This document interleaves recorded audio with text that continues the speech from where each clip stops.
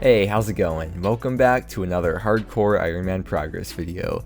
And in the last video, we smelted a bunch of addy bars and made them all into plate bodies to make a bit extra money. And that extra money was the final push of GP that we need to finish all the Bibles to max the account. Of course, the cash stack is looking nice and bulky for now, but not for long because money is for spending after all, and we are going to be putting this to very good use. Oh yeah, we also got 99 magic by the way, so that is pretty cool. With that being said though, let's get back into it, get back to the rooftops, and finish off agility. I know a lot of people hate agility, and something that I found at least is that by either alching or training fletching while training agility, it could make the grind be a bit more bearable or go by faster. Obviously not the case for everyone, but just my 2 cents from my experience training agility in the past. For me personally, I don't care. I don't mind training this skill. I don't mind training any skill, which I think is pretty obvious by the fact of what my stats are looking like. I guess I'm just like not used to not doing anything while training agility, I guess. Dude, I keep going back to the spellbook icon because I'm trying to alch something, and then I realize that I'm not alching anything. It's so weird to me, man. But anyways, though, the plan for doing agility is that we're going to stop around 500 or 550k or so before 99, because I'm going to get the rest of the XP through barb fishing. I believe it's like a 1 to 11 ratio, fishing XP to agility XP, because when you're barb fishing, it's mostly fishing XP, but you also get a bit of strength and agility XP, in case you didn't know. So yeah, we're not going to finish up all the way over here. But yeah, that's just the plan, and I guess I'll see you back with 98 agility. Here we go, the final obstacle for the final level. Well, not the final level, but the final hard level. 98 agility. We're gonna get, like, as I said before, probably 700k more XP at the RD course, and then save the rest for fishing later on. But yeah, let's keep on going with this. Okay, so once again, a bit late to the party, but we hit 290 mil total XP. Oh, this is so cute. This cute noob with the training shield is asking how to get in here.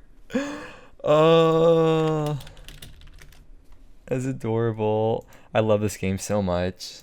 Alright, so we are about 550k to 99 agility. That is where we're going to be wrapping up with this course. I don't know if we'll actually get all the XP for 99 through barb fishing. We might be between 50 and 0 XP off. I'm not sure exactly where we're going to end up, but I'm going to stop here because I don't want to get extra XP because that'd be a waste of time. But yeah, we are going to be moving on to the next thing, but before that, we're going to go harvest our Hesporian. Hopefully, maybe we'll get the bucket today. See ya RD course until either never or possibly for a few laps right at the end. Okay, that was a really bad kill, but hopefully we can get the bucket, and no.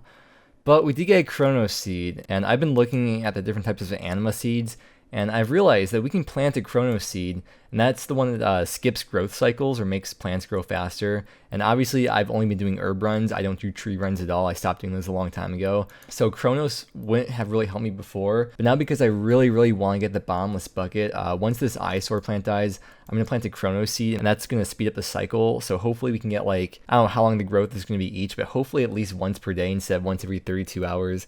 I'm going to guess it could be like once every 16 hours or something. I have no idea. I'm just speculating. But yeah, I've actually been skipping my herb runs for the last couple days because I really don't want to waste Ultra Compost.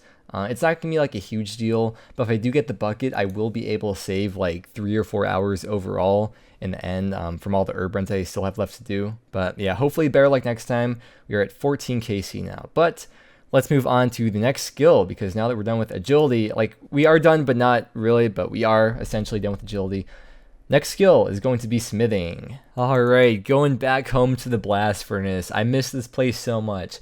This is probably going to be my home for the next week now. We're currently 92 smithing. We've got 6.4 mil XP to go. I don't even want to think about that. But what we're going to be doing is buying gold ore. So this guy right over here, Orden, sells gold ore. His name's like, I guess a play on words too. Orden. Haha, Jagex, I freaking love you. We have 63 mil to work with right here. That's what the cash check's looking like. More specifically, it is 63.2 mil, pretty much. So for the method that we're going to be doing for buying gold ores, it's essentially running back and forth between the bank chest and Orden right over here. There's a few different ways we can go about buying the gold ores, and the different ways are how many inventories do you buy per world. So obviously when you buy ores or buy anything from any shop, generally the price goes up the less stock there is. And if you buy one inventory of gold per world, the cost GP per XP is about 5 GP per XP doing one inventory per world. If you do 2 inventories per world, it's 6.1 GP per XP.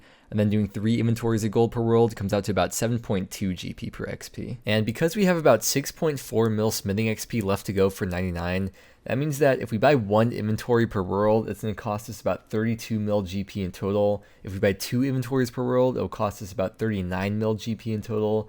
And then buying 3 inventories per world will cost us about 46 mil GP in total. So we probably could afford to do 3 inventories per world and still have money left over for Herblore later on. But I think I'm going to start with 2 inventories per world and see where it goes from there. I've never bought gold ore from the blast furnace before, so I don't know how this method is going to go exactly and how much more efficient it is to do 1 versus 2 versus 3 inventories per world. But I'll start with 2, see where it goes from there. One more fun fact about shops in the game is that Ironmen have separately stocked shops for main accounts. So Ironmen cannot see what main accounts are buying from these shops. They can only see what other Ironmen are buying from shops.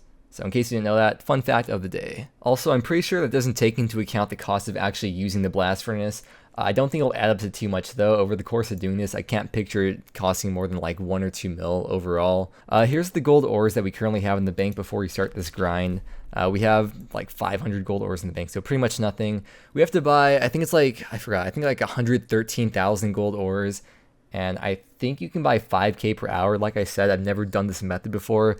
I'm just going by what I've read. So let's settle into this grind. I got my 1 dose staminas here, so I could withdraw 1 dose, take a sip, keep on running, and don't have to worry about putting a stamina back in the bank with like 2, 3, or 4 doses.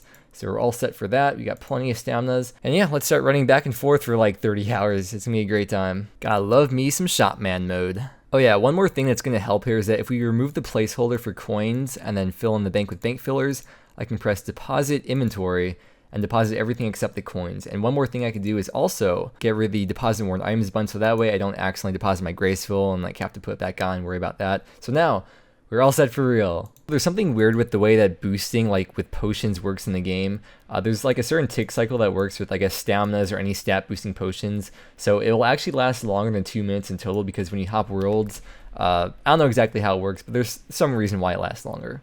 There are so many bots doing this, but as I was saying before, Ironmen and main accounts have separately stocked shops, so luckily bots don't affect me, because like, who's going to make an Ironman bot to buy out shops? You know, it doesn't make sense. However, there were a lot of other Ironmen buying out the ores, and they would either buy gold or coal, I guess depending on what stage of the game they're in. So it was kind of frustrating sometimes buying at the wrong time of day if a lot of people were doing this. Assuming there were no other people buying from the shops, buying 2 inventories per world was just enough to not get timed out from hopping too much, and I believe the hop limit timer thing allows you to hop 15 worlds within any 4-minute period. So I ended up getting timed out quite a few times while doing this, but hey, you know, it's just part of the game mode. One more thing about this shop is that it gains its stock back very differently from most other shops. And what happens is that a dwarf will come by pretty frequently bringing ores, and he'll announce what ores he's bringing.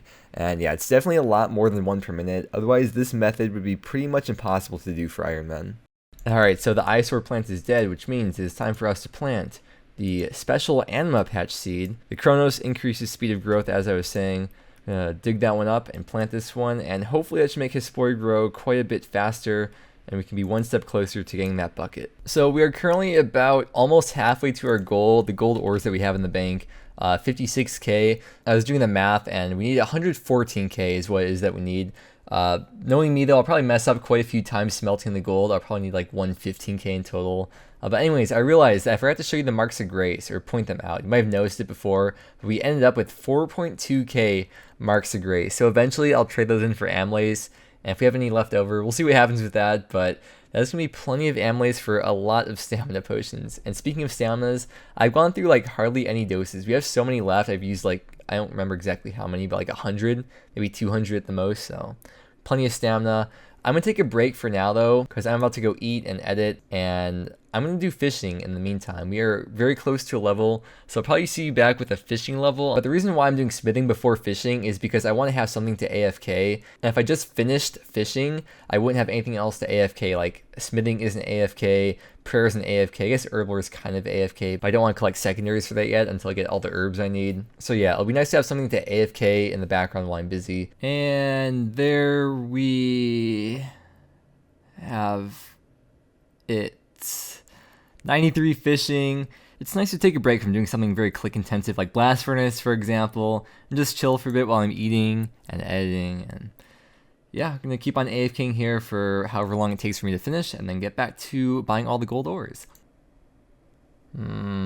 We have hit the magical, beautiful number, 100,000 gold ore. That looks beautiful to see in the bank. I love building all this up just to break it back down. Eventually, I guess we'll hit 100k gold bars. See you back in 14k more gold ores. 2 days later, we have finished buying all the gold ores. I had my Ring of Life on just in case because you never know.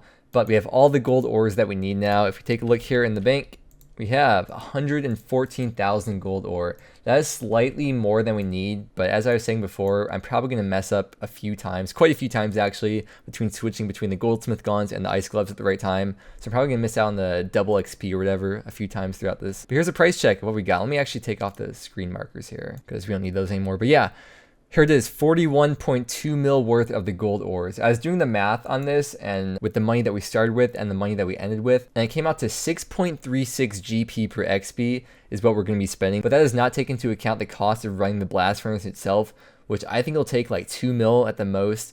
So by the time we finish up with this whole smithing grind, I think we'll have about 20 mil GP left over. When I was doing this whole thing, I purposely tried to make sure my ores were hidden so I wouldn't look at it because I'd always see it and get very anxious. So I try to keep it out of sight, out of mind, just kind of do my own thing, jam out to music, talk with people in the stream or whatever.